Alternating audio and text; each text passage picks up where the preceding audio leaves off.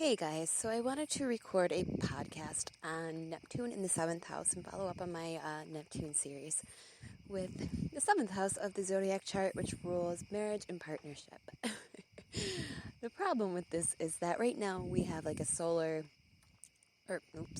lunar eclipse in Pisces, and I have been in a damn fog all day long. I'm already like super Neptunian, so whenever like the major planets and stuff in the sky go into Pisces, I'm just gone. I'm gone.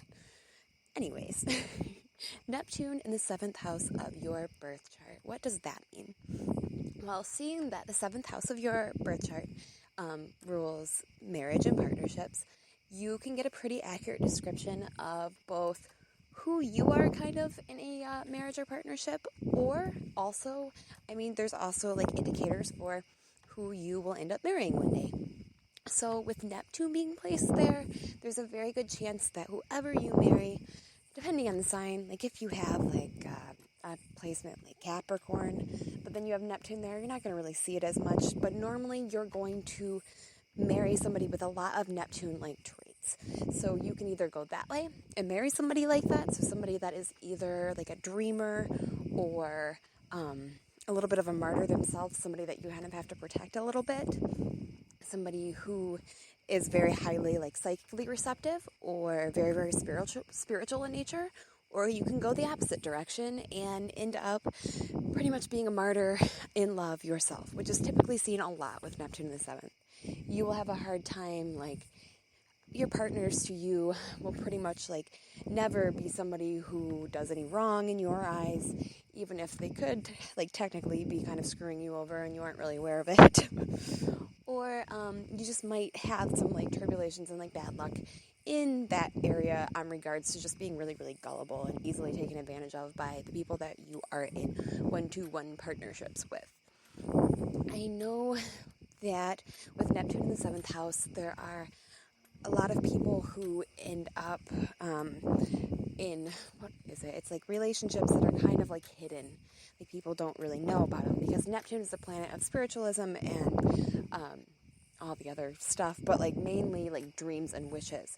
So a lot of times like you either are in a like partnership that's kind of like hidden from the world and people don't really know about it, and it's more like a quote-unquote dream-like thing, or you are in a partnership that just really isn't all that it appears. But then again, this placement can also take on some really cool forms as well. Like you can be in like a very blissful union where like your partner is like you find the love of your life, like your soulmate, and like all of your dreams do come true from that. Depending on the sign, like I said, it can flavor it a lot. So say you had like some, what sign can I say like in your 7th? Say you had Sagittarius in your 2nd house, or your 7th house, sorry.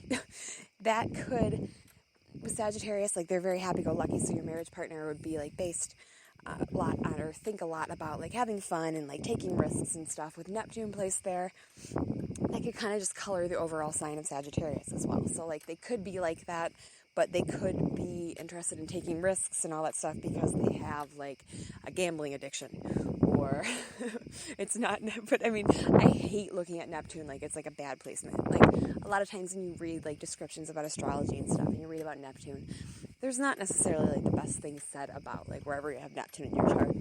And with somebody with Neptune in my 3rd house, like I can definitely say like there are like negatives to Neptune, definitely being like gullible and like easily swayed, but there's so many positives as well. So with it in your 7th, like I said, it can either go both ways. You can either be somebody that gives your all to your partners and like pretty gullible, or you can be somebody who ends up marrying somebody that is like that.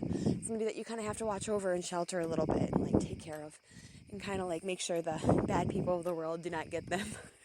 That's a good way to put it.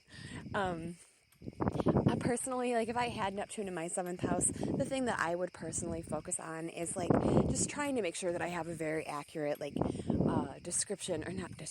a very accurate view of like the person that I'm with.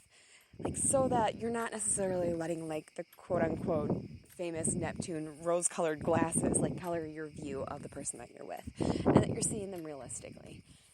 And if you are somebody that ends up married to somebody that is, or you're very attracted to like dreamer types or artistic types, like, just don't let them necessarily sway you in a bad direction as well. Don't spend all your time taking care of these people. Like, wait a while to settle down and, like, think it through. Don't just say, hey, you're really attractive to me because you're probably what I want to marry, and then end up being with somebody that you got to save the rest of your life. So yeah, that is pretty much Neptune in the 7th in a nutshell. I will go on to do the 8th through the 12th houses a little bit later, hopefully soon, actually. Within the past couple days, I should be able to knock those guys out. But, yep, Neptune in the 7th house, woo!